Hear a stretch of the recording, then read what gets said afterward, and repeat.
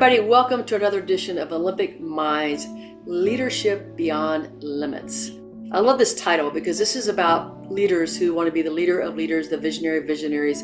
This is leaders who want to move from success to the area of significance and from mediocrity to mastery. What we're talking about today is really not theory. This is stuff that we're talking is going to be about grit-tested, heart-proven, and results-driven. I'm Sherry Winn, your podcast host, two-time Olympian, national championship basketball coach, and for the last 12 years, CEO of the Winning Leadership Company. Today, my guest is Chris O'Brien, which Chris and I had a couple of wonderful conversations about a year ago over leadership and just many, many different topics. He is the CEO of JetLaunch Publishing. He has written over 18 bestsellers, and he's also published many great authors, many people who are out there trying to help the world. I mean, this is what I think that when I talk about Chris, I think the essence of him is that he wants to help the world. Like, he's really about that person who wants to give wisdom and advice to people to help them grow themselves so they can grow their teams and grow the people around them. So Chris, why don't you tell everybody a little bit about yourself?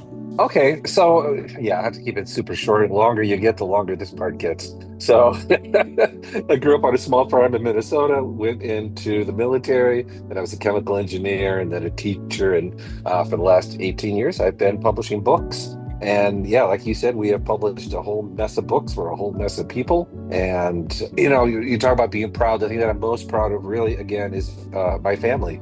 I have 5 kids, 10 grandkids, and it's just been the most wonderful thing for me, and the best learning experience in life at the same time is having a family. So that's an interesting thing you said, because I don't know how many leaders that I've talked to, that I've interviewed for my books and also for the podcast, that they relate a lot of being a leader to being a parent. Like, everything you need to know about leadership you learn from parenting. So tell me a little bit about what you learned from having your own family, from having those wonderful kids. Yeah, so I'm in a bit of a different situation because I have 4 children from when I was young, and then my newer wife and I decided to have a child, and now I'm 61 and I have an 8-year-old. So I started out, learning the hard way, and mostly not learning, because when you're young, you don't really learn leadership very well. At least I didn't.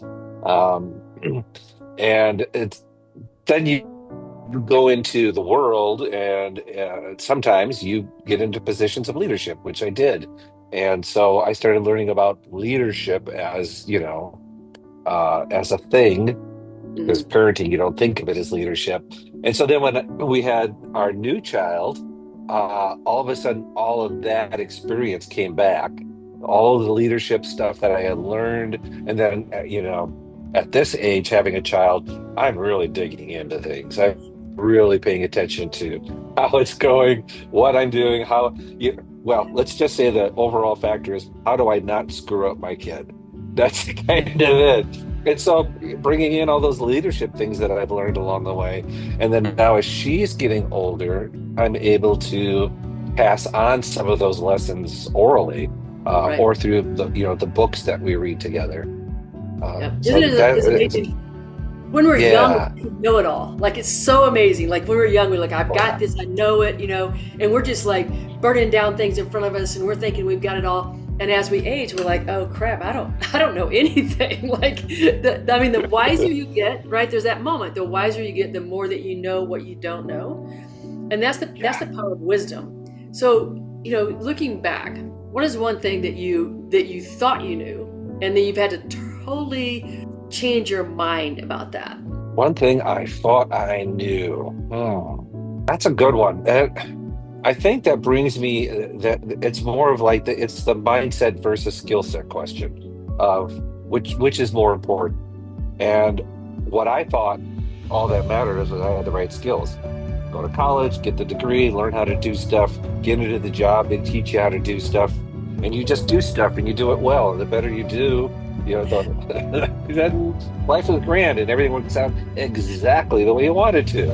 And somebody fooled me, because boy, that did not work out. And for me, the biggest thing it's self-discipline. For the mindset of discipline and mental toughness and ownership, and I kind of grouped those all together. I didn't realize how important it was. In fact, I didn't even realize that it was important. I didn't think about self-discipline. I mean, you go in the military, it's all external. There's nothing internal, at least until you have a chance to process.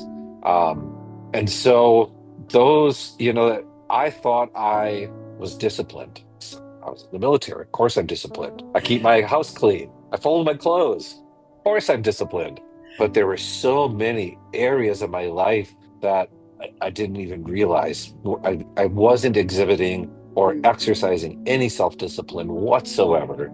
And it probably one of the biggest pieces of that is that ownership piece. I did not realize how important it was because I was perfect and nothing was my fault. So I had nothing to take ownership for. What do I have to take ownership for? I own a car, I own a house. Isn't that good enough? Oh, man. That's the whole thing. So I understand exactly what you're saying, Chris, because I did not know when I was growing up that I was a victim, right? So a victim blames outside events, circumstances for why you are who you are. So when you start talking about ownership, you start owning the part you play in every piece of your life. Like you have to quit blaming, your coach or your parents or your teacher or your friends or your teammates or who. You have to start saying, okay, what part did I play in this? Like, yeah, I'm not going to take their parts away from them. Like they played a part, but my part. And if I would have changed my part, they might have shown up differently, right? So it's that whole idea of taking ownership for your part in everything that's occurred to you, right? And so a lot of people love to tell the story, they did this to me. They're the one, they caused all my pain. They. And as long as you do that, you're always going to have a reason for why you are who you are, but you'll never change and have a different experience. Yeah, exactly. And the one book that really opened my eyes to this was Extreme Ownership by Jocko Willink. That book was like, oh, that's what ownership is. And that really opened my eyes because, I knew what it was at that point, but I didn't know, extreme ownership. But that book was probably one of my all-time favorite books. And then, to go along with it, he wrote one called Discipline Equals Freedom. And yes, it absolutely is. Because for so long, I didn't think that way. Discipline is the opposite of freedom. It's being told what I had to do, whether it was at home in a strict environment or the military or my job. No, there's no freedom in discipline. I'm being disciplined. And that's all you thought. So, yeah, big eye opener. Yeah, it changes your life. This is the thing I think that great leaders, whether we're leading ourselves, because we're all leading ourselves, whether we know it or not, right? We're leading ourselves down whatever pathway we're going. We can lead ourselves or we're leading the people around us, whether it's our children, whether it's our spouse, whether it's a company, whether it's a team of people, we are still leaders. And then when we understand our part in that, when we can own our part in that, that changes everything. We're conditioned, I think, and we're still conditioned. I see it all the time. Like we blame other people all the time for who we are and how we show up. And so it's a challenge. It's really a challenge, I think, in my head when I say something like, I am the way I am because my mom. I'm like, okay, wait, that's true when I was young. Now it's a choice, right? Yeah. Now moving after that, it's a choice. And so how do I want to be today? Because that's the freedom you're talking about, right? It's the freedom of who you want to be today. And that's making the choices every day of that ownership that you're talking about. So what area of your life has been the biggest challenge for you to own? Oh, yeah, that one's actually pretty easy because there was almost like an awakening that happened. The idea that I knew everything and could do everything. And when we talk about, when you're young, as you start to get older, you realize you don't know everything. And we joke about it and we laugh. But somehow I stayed so blind to the extreme of that I still felt that I could do just about anything, that I was the one who made the best decisions. I was the smartest one. I was the most skilled and capable person. And I wasn't even aware that I was thinking that, but I was. It was subconscious, but I was definitely acting out that.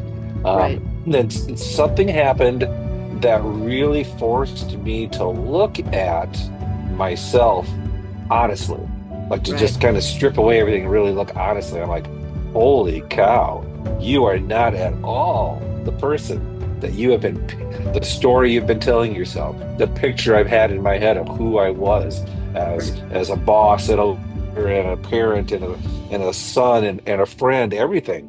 It was like, oh wow. And I remember thinking, I really suck. Well, that's the This is problem of that's the problem of taking ownership, because the first thing we tend to do after we take ownership, after we recognize, our part in things, is then we start this whole guilt trip. Well, that's not that is not what this is about. It's not about feeling guilty or feeling bad or, or just like crushing yourself over the past events, because the past is the past. We can't change it. But it is about just recognizing your part in something. So I had this thing recently, Chris, I have to tell you about it. I was on a call with some of my former handball players. Now, my handball situation in 1988 was not great. I mean, I ended up with a coach who sexually harassed me. I ended up with players my teammates who didn't support me. And so I'm on this call, and there are my teammates, and there's a guy who was at that time the executive director. And my first thoughts were like, you sorry son of a gun. I'm not saying it out loud, obviously, but I'm like, you sorry, you did this to me, you did that to me, you did that. And I was like, whoa. So I heard the internal talk, right? I said like, whoa, whoa, whoa, whoa, whoa, whoa. A, you're looking at a snapshot of that individual. You don't even know who that person was then. When I look back, I'm like, I took that like a teammate. What did I know about that teammate? Only the experiences in that small amount of time that we spent together. And then I created a whole story about who that person was over a couple of sentences or something they did. I had no knowledge of that, right? So I had to remind myself, I was like, wait a second. Just like they don't know me, they didn't know me. They only knew the snapshot of what they saw. I only knew the snapshot of what I saw about them. And, I invited a lot of the stuff in that happened. Not like I want this to happen to me, but my reactions to things, the way that I saw the world, invited a lot of that stuff in. And I had to, at that moment, just go, wait a second, and I don't even know who the person is today. So why am I holding them accountable today? Something that happened 40 years ago, 40. And I'm like, wow, I need to stop and think about this, because I'm not the same individual. Like they might be thinking the same thing about me. I'm not the same person. I'm a totally different individual than I was 40 years ago. So I think that's the thinking. When we talk about leadership and we talk about people who are self-aware, that's the key. Wouldn't you agree that the key to being a great leader, a great parent, a great spouse, is that first step is self-awareness of truly knowing yourself. Not thinking you know yourself, but knowing yourself. Yeah. And realizing that it is not a one-time thing. So my eyes are open to ownership, and I started implementing it, and I changed a lot of things. But even just the other day, I realized I was still falling into that old victim trap. My daughter did something. So why are you doing this to me? Why are you making, what's going on? Or sometimes I'll do it with my wife. Same thing. And then most of the time, fortunately, I catch myself. That's part of what I've learned, especially through meditation, is to just stop, catch yourself. But realizing, wow, I'm slipping right back into that same pattern. So the awareness happens much more quickly now, but it's never a one and done thing. I'm always learning something new about myself, or having to relearn most of the time.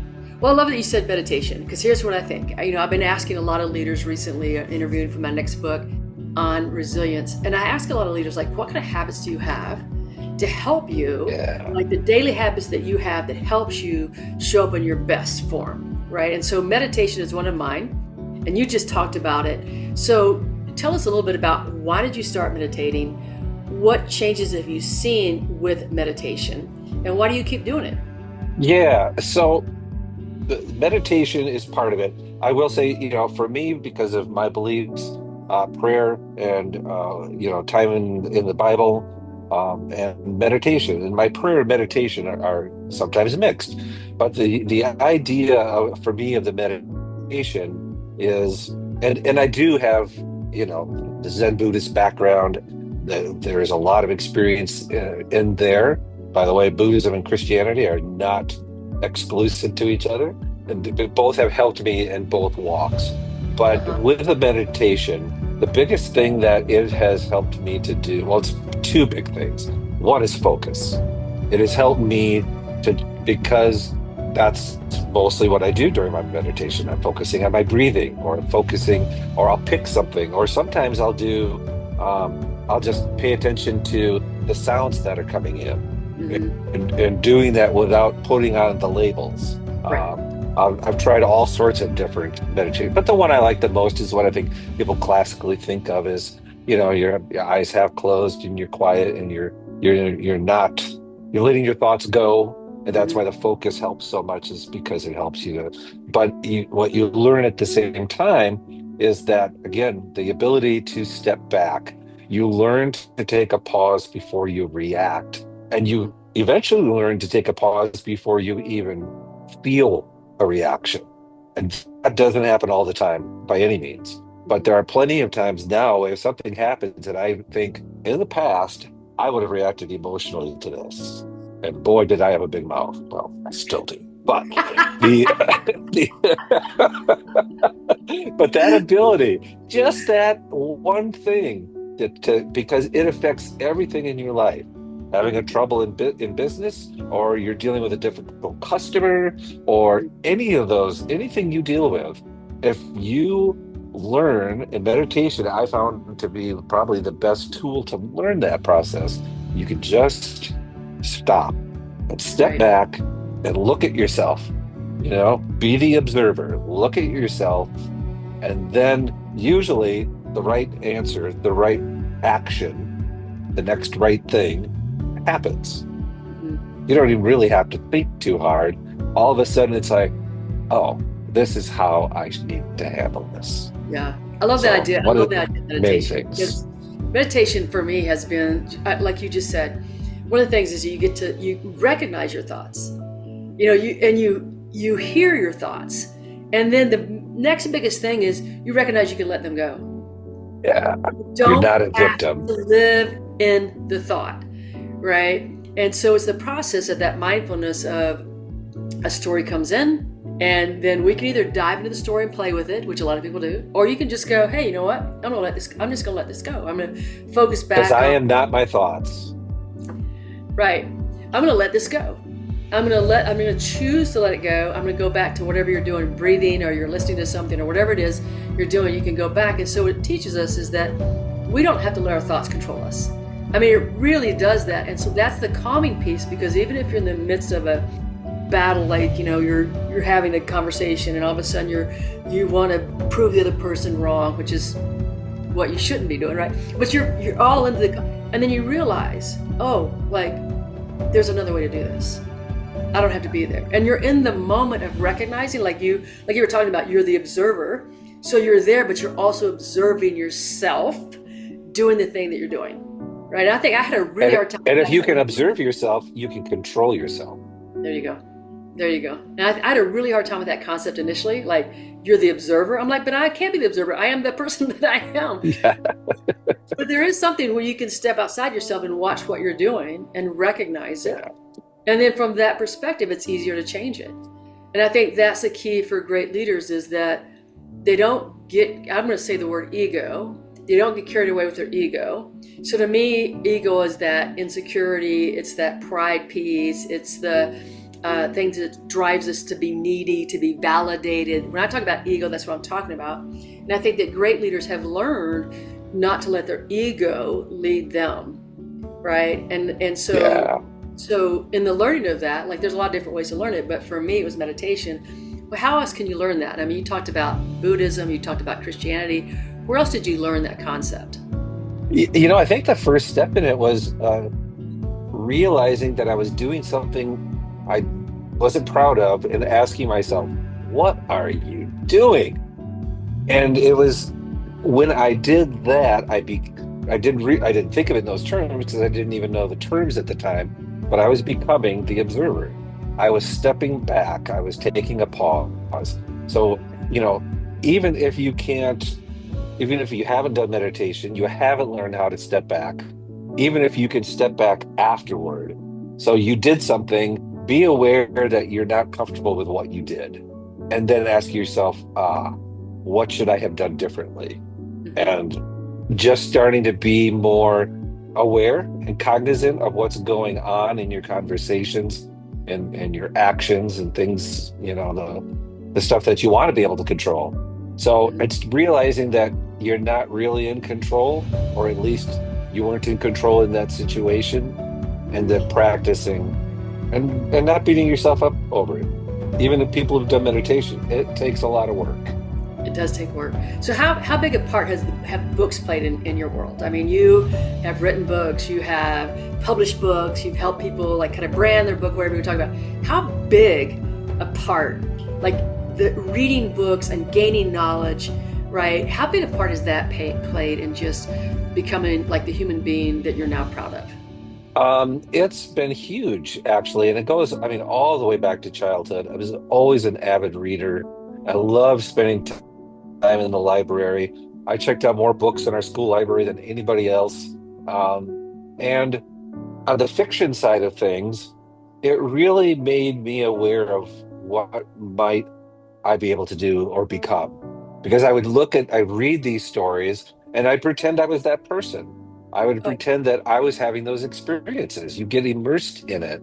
And so it opened me up to a lot of experiences, a lot of different viewpoints, because we don't realize necessarily that when we're reading a book by an author, we're learning a whole lot about the author at the same time, because all of their wisdom and thoughts and screw ups and everything else is coming through, just like it would come through in any conversation.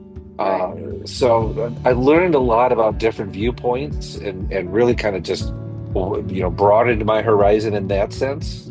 But most of what I've learned also along the way, nonfiction books, I've learned from books. I learn better from books than just about anything else. And so that's part of the equation.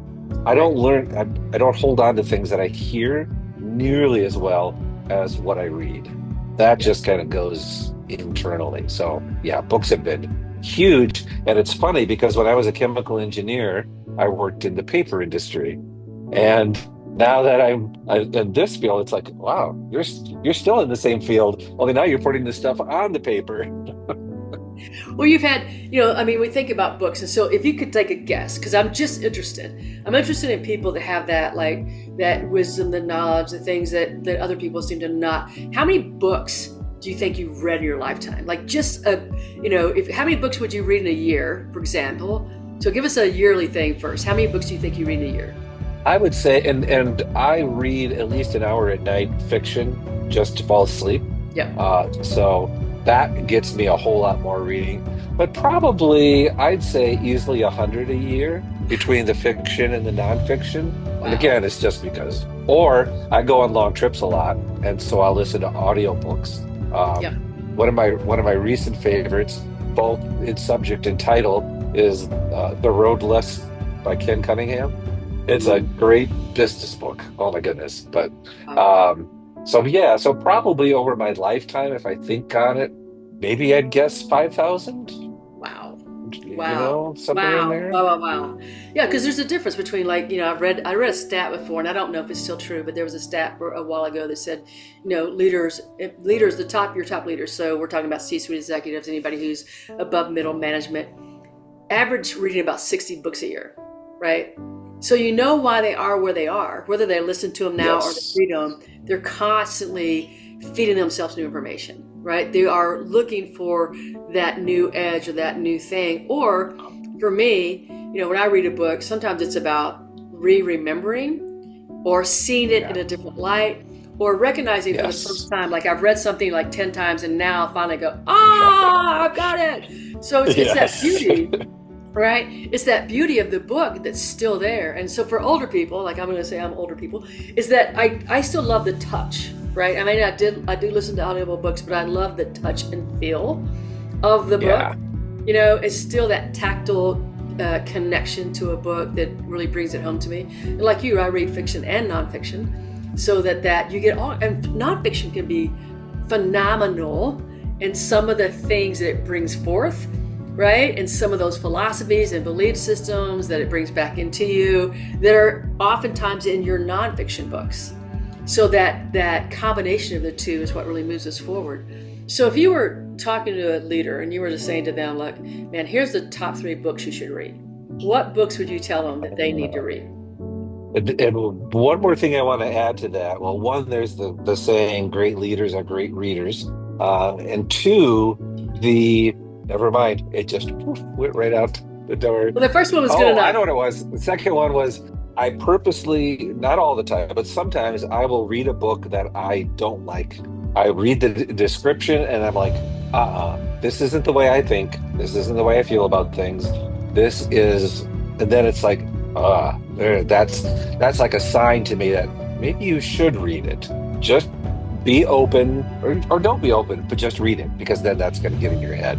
So it's a good way to expand your ability to think and see things. Right. The greatest books, for sure, I would say Extreme Ownership. I think that's one of my absolute favorites. Another one actually is the Book of Proverbs. So obviously the whole grade for that, unless you like going around killing people from other countries and and faraway places, and but the Book of Proverbs, there's so much business wisdom in there. What is the other one that goes along with that? Business Secrets by Rabbi Daniel Lapin. So kind of a combination of those two. And are we talking leadership books? Is that kind of where Yeah, we're at? leadership books, but you know what? Here's when I say leadership books, my best leadership books were spiritual books. And what I found is there's Yeah. a big crossover from, like Brene Brown and all of her things that she says, big crossover between Brene Brown and the spiritual books that I read, right? And so Brene Yeah. is, has this leadership stuff and whatever, and I'm reading it. And it's not something that I haven't seen in all the spiritual books. And so for me, I was reading these kind of spiritual books, and they were leadership books. I mean, I didn't know that they were leadership books, but they were leadership books because of what their wisdom that they gave, that many people then take and put into leadership in a different terms, but it's truly the same thing. And so, whatever book is, I think Yeah. that a leadership book would be something that's greatly impacted a person's thinking.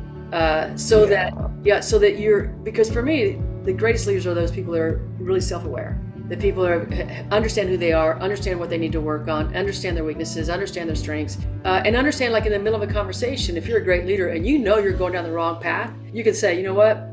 I want to take a time out because what I just said, I need to retract that. Like that wasn't the way to approach it. I mean, they have that opportunity. And I don't think you can get there unless you're doing like what you're suggesting, like you're reading, you're exposing your mind. And you know what? I just love that you said, Chris, was that you read things that you don't necessarily align with. I don't know. There's a lot of people that are doing that. And I think that's so essential, is that we're trying to understand. I think this is a big part of leadership too. Trying to understand somebody else who is not in alignment with our thinking. What a beautiful thing to do. And it's hard. It's still hard for me to do. It's like I resist, which is why I force myself to do it, because it's got to be done. So yeah, I would say not necessarily another specific book for my third one, but I do agree with you that those spiritual books for me, like Adyashanti and Byron Katie, their books, Byron Katie, yeah, significantly impacted my entire outlook on life and how I act and how I treat people, and yeah, that's essential. That is leadership. It's very essential. Right. I love Byron Katie's the work. Yes. Byron Katie. For those of you who have not read any Byron Katie, one of the things she asks you is just to examine your thought. Like, is it true? Because you start thinking a thought and we get trapped in those thoughts. And she just stopped and go, is it true? And most of the time when we have a thought about ourselves, because we like to beat ourselves up. Like one of the things that we do is we beat ourselves up. If you really listen to your internal language, you'll know that you do this. And just that first question, is it true? Because that can stop a lot of the pain that we have. Yeah. Totally. It gets you right there. Yeah. And who would I be without this really thought? Opens up.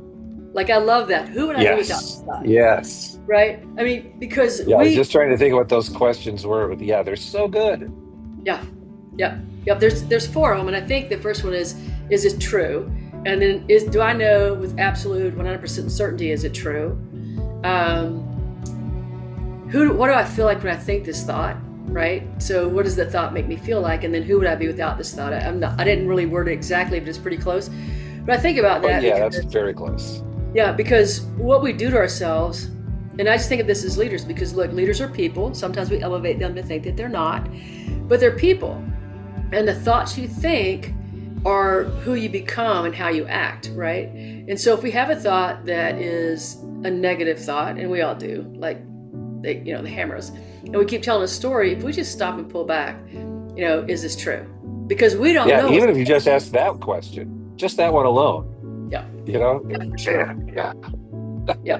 Because it's stories. I mean, we tell stories all the time, right? And if we can stop the storytelling and examine the storytelling and let ourselves know we don't know this is true, right? We just don't know. Like we always say, well, he meant that. How do you know that they meant that? How many times have I said something that somebody took a different way that I didn't mean?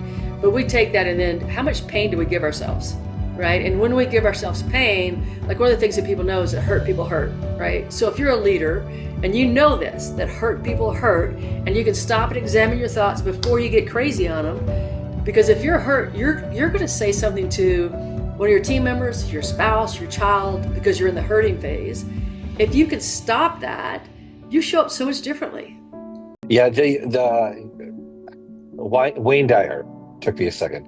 Wayne Dyer once wrote that it's never too late to have a happy childhood, because if you can become aware of your story, you realize, oh wow, I can rewrite my story. I don't have to be a victim to that story. Just because that's the story I've been telling myself doesn't mean it's true, and it doesn't mean I have to keep it. And so I had an interesting childhood, and I have learned mostly to rewrite that. And so then, eventually it made sense to me that it was never too late to have a happy childhood. But, you can apply that to anything. I love that quote. I love that quote because, like you said, we tell the story so many times that we buy into the story, and that's who we become. But Wayne Dyer is one of my favorites. I read every single book that he put out. Every single book. Yeah. I started way early in the book when he was in psychology, before he went into, the spiritual dance that he had. But that kind of brings me to erroneous zones. Yep. That was the first one I ever read, right there. Absolutely. I still think I have that. I think I have a copy of that somewhere. But so it kind of comes back to this. You just talked about you didn't have a great childhood. And so what happens to all of us without fail, is we're going to have challenges in our world. Like that's going to happen to all of us. And nobody gets to say at the end of their life, like, oh, it was such easy, like just flew through that. Everything I wanted showed up, every situation I wanted, because that's not reality. Reality is that we're going to have tons of challenges. Like we're going to have personal challenges. We're going to have relationship challenges. We're going to have career challenges. We're going to have financial challenges. So a leader needs to show the way forward. Like they're the one who's got to be out in front, and they're the one who has to say, like, this is the direction we're all going to go. So what is the philosophy or belief system that you have that allows you to stay steady during those times of challenges? Well, I think we've talked a lot about it. When we talk about beliefs or philosophy, just but the belief that I'm not a victim. I don't have to. None of this has to stick. None of this has to be my existence, even. Just so being able to step back and to look at things and realize, oh, I don't have to act this way. I don't have to be this way. I don't have to be the victim. I can own everything. I can own it. Even I can own things I don't need to own, which is very opening. I mean, it's a wonderful thing to be able to do. But belief system and the belief that almost all people are good, and sometimes you have to look for it because we're so good at looking for how bad people are. Cut me off on the road, or they're living a way that I'm never going to live that way. I don't think that's the right way to live, or any of these things that we look at and we judge. So learning, a belief system that you don't have to judge. I mean, we know it, but we never really follow it. Is God says judgment is mine. Judge not that ye be not judged. Who knows what verse that is? But we know that it's like, oh yeah, okay, that's great. And then we turn around and we see somebody that we don't like how they look, and we immediately judge. So knowing it and doing it. So I'd say beliefs, that's probably one of the big ones, is learning not to judge. And I struggle with it all the time. Oh yeah. still, Oh yeah. but Well, because working toward that is the key. yeah, one of the things that I've started saying when I see somebody else, right, and I'll judge them, and I'll say, let me see the love and light of this person. That's what I say to myself, and I've been constantly doing that for the last couple of weeks, because let me see the love and light of this person, because that goes back to the basic good of people, right? I'm like you, Chris. I think that people are basically good. If we're looking for the bad things in them, we're going to find them every single time. But let me see the love and light in this person, right? Let me see the wholeness of this person. That's what I want to see when I see an individual. And so as I walk down airports and I'm going to speeches and I'm going to something, I'm looking around at people and I go, let me see the love and light in that person. Let me see the love and light. Like I'm just constantly, because we have such a like, what is that clothes that they're wearing? Why would they think that would be appropriate? Why do they have all those tattoos? Why are they da-da-da? Like I just start, well, no, because they're human beings and we came here to be the human being that we came to be. And it's not, I choose not to be that way, but that doesn't mean that that's their pathway should be mine. Right, and so I think that you're right about really letting go of judgments of ourselves too. That's harder by far, like letting go of our own judgments, the things that we have against ourselves. But when we're capable of looking for better things in people, we're going to find the better things in people. And I think this is such a big thing in terms of being a great leader in so many different ways.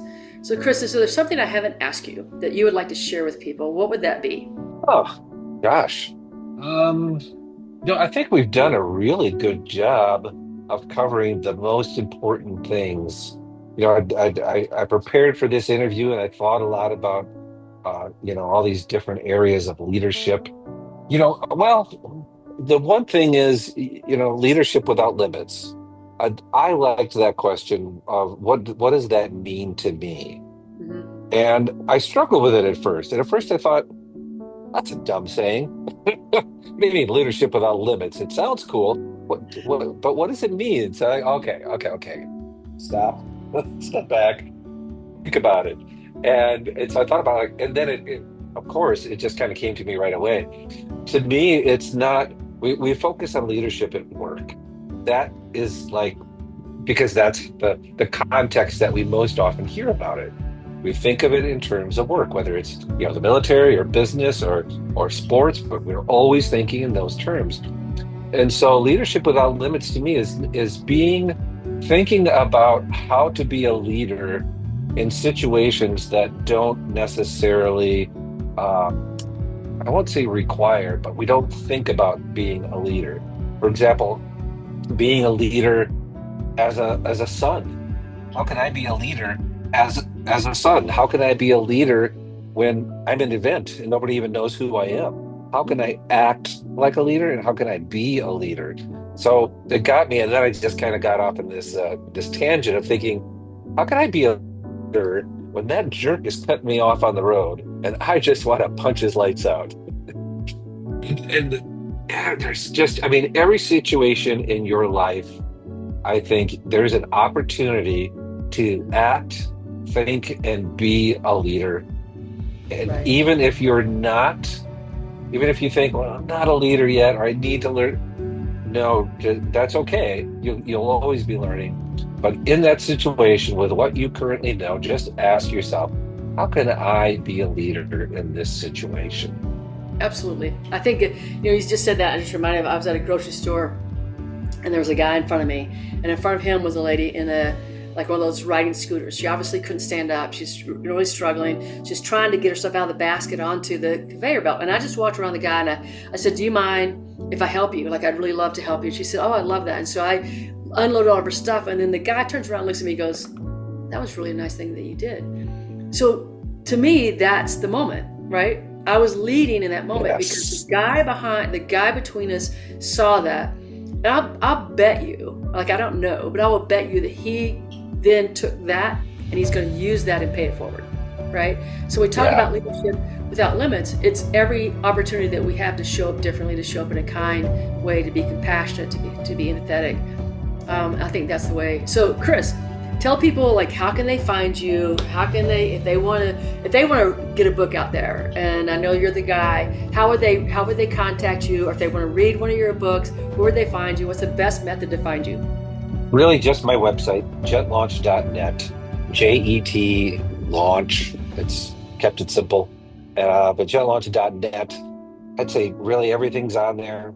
And any way to contact me, any way to see what we're, how we can help people. Uh, Keep it simple. Right there. Yeah. So folks, this was another edition of Olympic level leadership, and I really hope that you're taking away something. Please, if you love it, share it, subscribe, and have a winning day. Everybody, take care now. Bye-bye.